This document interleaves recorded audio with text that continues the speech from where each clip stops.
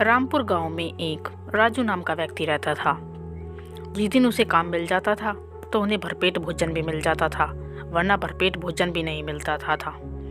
फिर एक दिन, सुनो जी, मैं सोच रही थी कि क्यों ना तुम कहीं बाहर जाकर कुछ काम देख लो। यहाँ तो कुछ काम मिलने से रहा, क्यों ना तुम पहाड़ी से परली पार जाकर कुछ काम देख लो। वो सब तो ठीक है गोरी, लेकिन मैं वहाँ जाऊँगा कैसे? तुम्हें तो पता ही है पहाड़ी इलाका कितना खतरनाक है।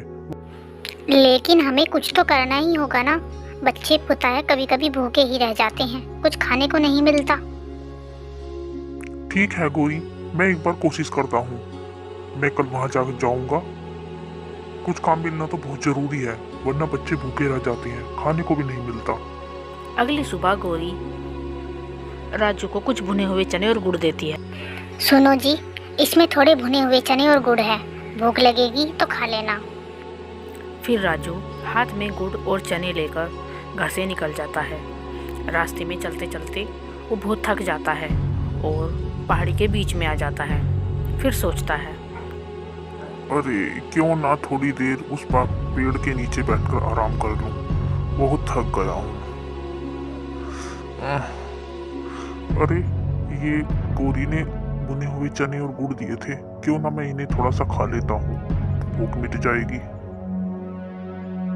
राजू जैसे ही गुड़ और चने खाना शुरू करता है तभी वहाँ पर एक चींटी आती है। सुनो भैया, क्या मुझे भी थोड़े चने और गुड़ दे दोगे? मैं और मेरी बहनें कई रोज से भूखी हैं, आपकी बहुत मेहरबानी होगी, हमारा पेट भर जाएगा।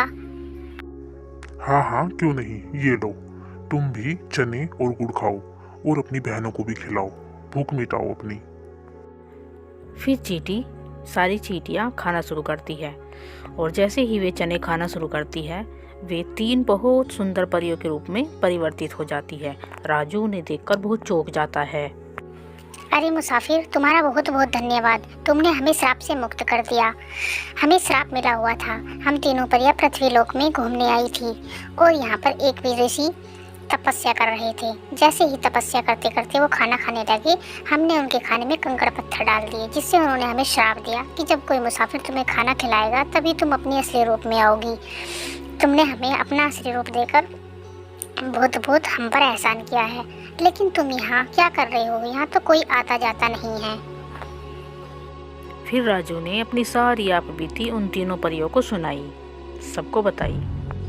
राजू भैया, तुमने हमारी मदद की है, हम भी तुम्हारी मदद करेंगे, तुम अब बिल्कुल चिंता मत करो। मैं तुम्हें एक ऐसा जादुई चूल्हा दूंगी जिससे कि तुम उस पर पतीला रखकर जो भी मांगोगे वो बनाकर तैयार कर देगा और अब तुम्हारी सारी परेशानी खत्म हो जाएगी। बस तुम्हें जब भी चूल्हा बंद करना हो तो ये बोल देना, एक थी दुल्हन एक था दूल्हा, बंद हो जा जादुई चूल्हा, तो फिर ये बंद हो जाएगा। इतना बोलकर तीनों परियां वहां से अपने लोक में चली जाती है, गायब हो जाती है और राजू बहुत खुशी खुशी से चूल्हा लेकर अपने घर पहुंचता है। ये क्या जी, आप तो बहुत जल्दी आ गए। और ये क्या, ये कैसा चूल्हा है? ये चूल्हा क्यों लेकर आए हो? अरे गौरी, तुम जल्दी पतीला लाओ, तुम्हें एक जादू दिखाता हूँ। फिर गौरी एक पतीला लेकर आ जाती है और राजू जैसे ही चूल्हे पर पतीला रखता है चूल्हा अपने आप ही जल जाता है। राजू दाल बोलता है तो चूल्हा तुरंत दाल बना देता है। ऐसे ही धीरे धीरे सारा खाना राजू चूल्हे पर ही बना लेता है। उसकी पत्नी और दोनों बच्चे देखकर बहुत खुश होते हैं। देखो गौरी, कितना सारा खाना बन गया है।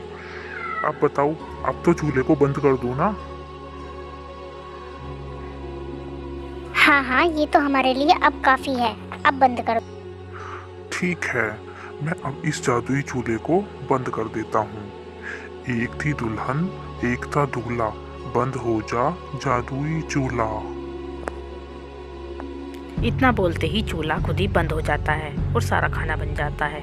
अब ऐसे ही रोज रोज वो खाना बनाकर खाने लगे। फिर एक दिन, सुनो जी, मैं सोच रही थी कि जब हमारे पास जादुई चूल्हा है तो क्यों ना हम एक ढाबा खोल ले, हम उसमें चाय और पराठे बनाकर बेचा करेंगे, थोड़ी कमाई भी हो जाएगी। कह तो तुम ठीक ही रही हो गौरी, ठीक है, मैं एक दुकान किराए पर ले लेता हूँ। उससे जो पैसे आएंगे किराया भी भर देंगे और हमारा घर का खर्च भी चल जाएगा। फिर राजू अपने घर के पास में ही एक छोटी सी दुकान किराए पर ले लेता है और जादुई चूल्हे से चाय बनाकर अपनी दुकान में चाय और नाश्ता अच्छे से करने लगता है। धीरे धीरे उसकी दुकान चलने लगती है और आने जाने वाले लोग उसकी दुकान पर चाय और पराठा खाकर जाते हैं। जो लोग गरीब होते हैं उन्हें राजू मुफ्त में ही खाना खिला देता है। इस तरह से उसकी दुकान बहुत अच्छे से अब चलने लगती है। फिर एक दिन अरे क्या बात है भाई राजू, ठीक हो? अरे अरे सागर, तुम? क्या बात है, अब तो बहुत दिनों बाद दिखाई दे रहे हो। क्या गांव का तो रास्ता ही भूल गए थे? हाँ भाई राजू, 2 ही दिन के लिए आया हूँ। तुम्हारी भाभी को गांव में कुछ काम है, 2 ही दिन के लिए इसीलिए आया हूँ। वैसे मैंने सुना है कि तूने बहुत अच्छा दुकान खोल ली है। क्या बात है, आजकल तो तू बहुत ही फेमस होता जा रहा है। हाँ भाई सागर, सब भगवान की कृपा है। भगवान की कृपा है ये कुछ और है, बात तो कुछ और ही है, देखना पड़ेगा। अगली सुबह राजू जैसे ही अपनी दुकान पर जाने लगता है, सागर भी उसके पीछे पीछे आता है। अरे सागर, आज बड़ी सुबह सुबह आ गए, क्या बात है? अरे नहीं राजू, बात तो कुछ नहीं है। सोच रहा हूँ सुबह चला जाऊंगा तो आज तेरी दुकान पर ही नाश्ता कर लूं। मैंने बहुत नाम सुना है। हाँ हाँ, क्यों नहीं, ये बात भी ठीक है। तू यहीं पर अभी रुक, मैं तेरे लिए गर्मा गर्म चाय और पराठे बना कर लाता हूँ। जरूर खा कर जाना तू यहीं के। फिर राजू जैसे ही चाय और पराठा बनाने के लिए अंदर जाता है और चूल्हा चलाता है, सागर उसको बाहर खिड़की से चोरी से देख लेता है। अरे अरे ये क्या, ये तो चूल्हा अपने आप ही चल रहा है। क्या बात है, जरूर ये जादुई चूल्हा है। मैं तो पहले ही सोच रहा था। अरे ये तो पराठे भी अपने आप ही बना रहा है। हाँ, मैं तो पहले ही बोल रहा था ये 2 टके का आदमी कैसे इतनी बड़ी शॉप खोल सकता है। ऐसा करता हूँ, इस चूल्हे को चुरा लेता हूँ, फिर देखता हूँ कैसे ये अपनी इस स्टोर को चला पाता है।